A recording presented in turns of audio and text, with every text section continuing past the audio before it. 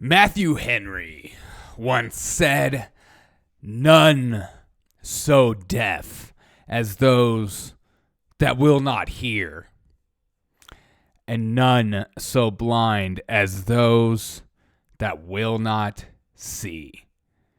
But let's get into it on the Derek O'Shea Show. Welcome to the Derek O'Shea Show, where we discuss culture, news, politics, and more. Sit back, relax, and I hope you enjoy the show. Be sure to tell your friends and family about the revolution.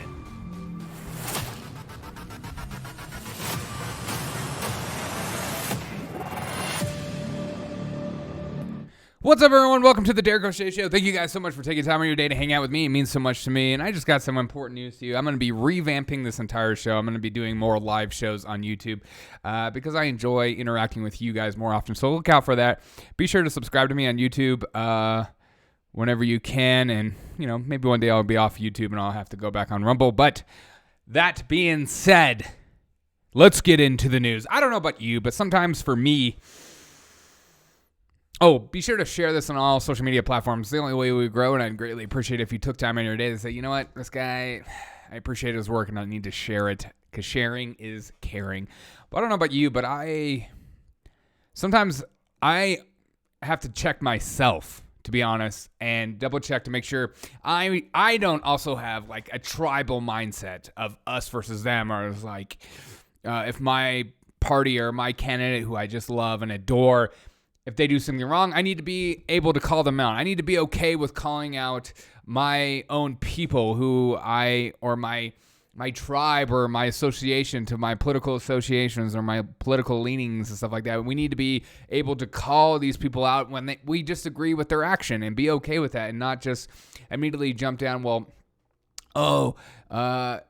you said that means you're one of these supporters, or you're one of that. You're no longer one of us. You were never one of us because you have a different opinion than, I don't know, say Biden has or Trump has or something like that. Like, where there seems to be this mentality going on in culture where it's like, if you voted for Trump, that means you're a Trump supporter. That means whatever Trump did, you have to just agree with no matter what. And if you don't, you were never one of us.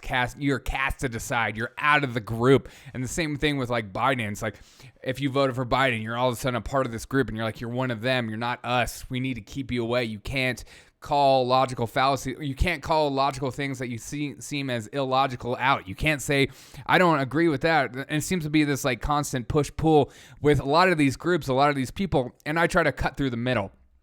And I'm not saying I'm a moderate. I'm talking about that if my candidate who I voted for, who I like and stuff like that, if they do something wrong that I disagree with, I'm okay with calling them out. I'm okay with saying I don't agree with that, because my political party association isn't my religion.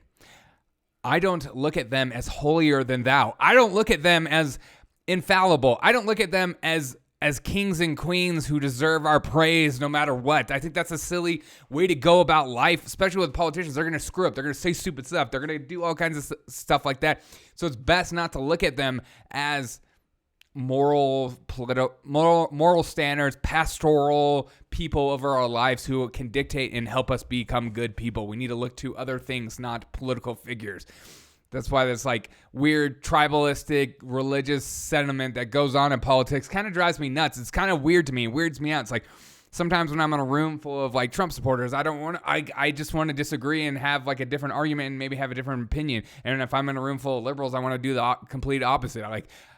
I like to look at life through different angles and stuff like that. And I hope you do too. And I hope that's why you are driven to this channel, because I'm not going to, if I see somebody do something that I disagree with, I'm going to call it out. I don't care if it's beloved DeSantis. Like, I don't care. Or if it's beloved AOC. Like, if I don't like something, I don't agree with something, I'm going to call it out. And that's when we get to this, is Melania Trump and her new NFT drop.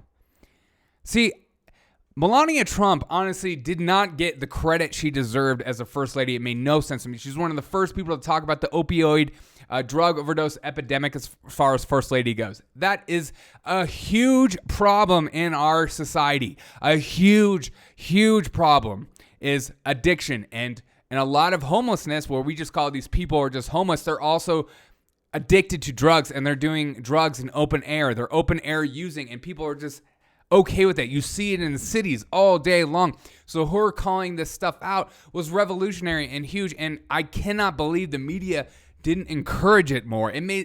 They are so stuck in their tribalism, same with politicians, that they can't come out of it. It's just like if Jill Biden came out for something that I agree with and she's speaking out against it, I'm not going to be like, well, it's a Biden. I'm not going to say crap about that because blah, blah, blah. If she came out against drug overdoses and stuff like that and she wanted to help get these people help and actually address the issue as opposed to just calling it homeless, just give them a home and then let them I would support it. And I would hope that you do too, because that's the kind of people I hope I attract, is people who are like, if something is good, we're going to call it good despite who started it.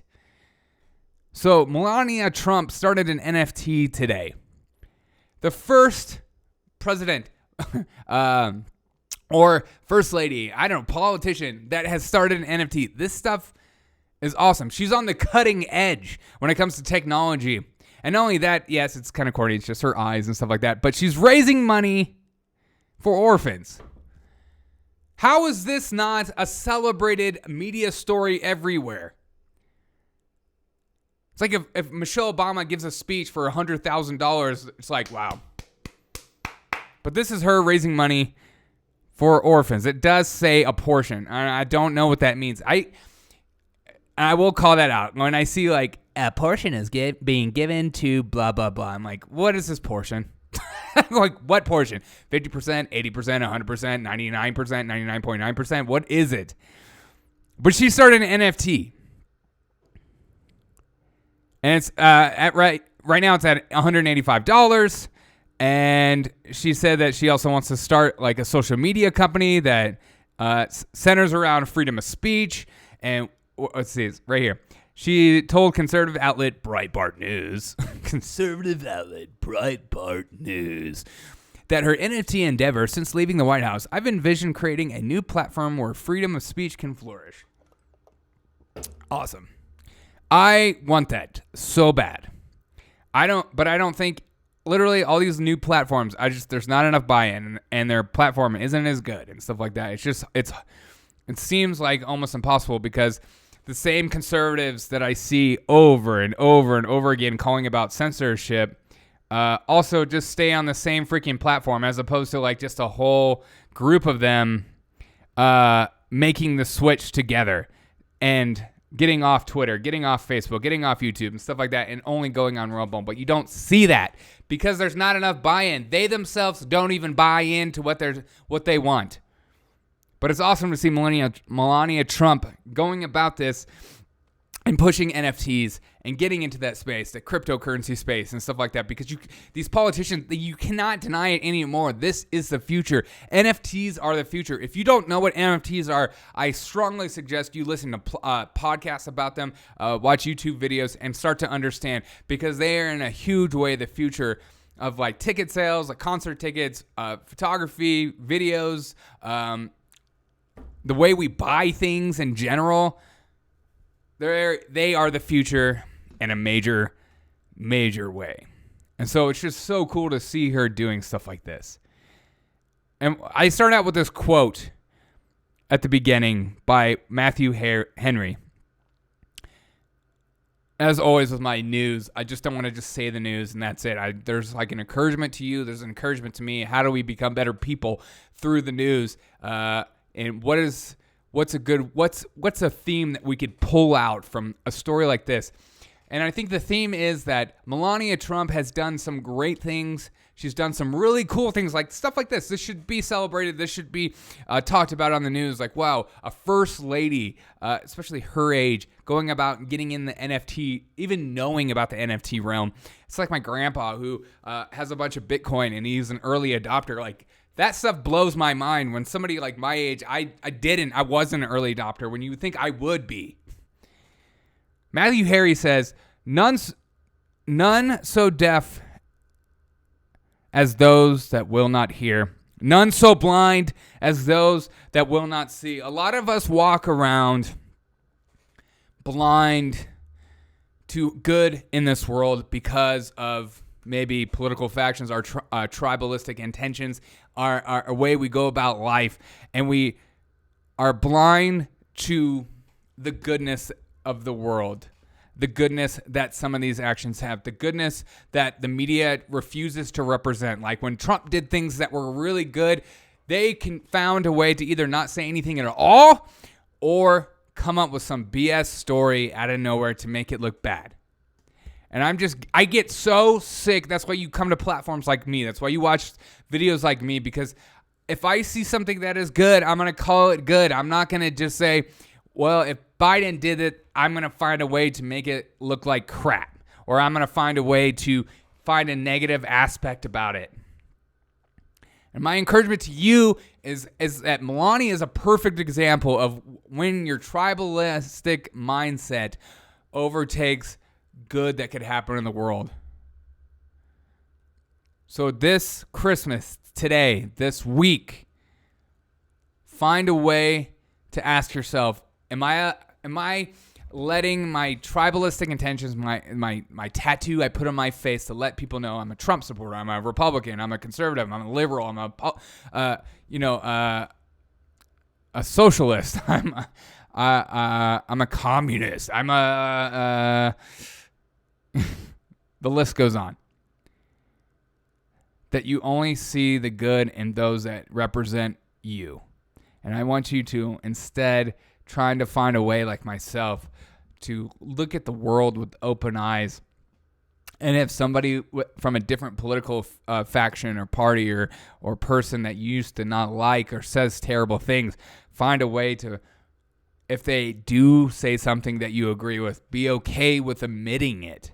Because I feel like in this culture we've kind of created by the left majorly is that even if somebody does something good that's on a different party line than what you normally associate with, we either ignore it or we just call it out as negative regardless if it's a good thing. And it makes no sense to me. And maybe that's just a part of me that I just can't get past the black and white of things in life of if something's good, call it good. Don't just say DeSantis can do none wrong or AOC can do no wrong, whatever you lean more towards. But look at the world as a whole. That's my encouragement to you. Let me know your thoughts. I appreciate you guys so much. Again, I'm going to start going live more on YouTube. It's just something I need to do, something I've been wanting to do, and I realize that's the space of YouTube and what needs to be done. I appreciate you guys. Have a great day. Share this on all social media platforms. If you want to support my show, you can go buy me at coffee.com/Derek O'Shea Show. I would greatly appreciate it. Have a freaking fantastic day. I love you. All right.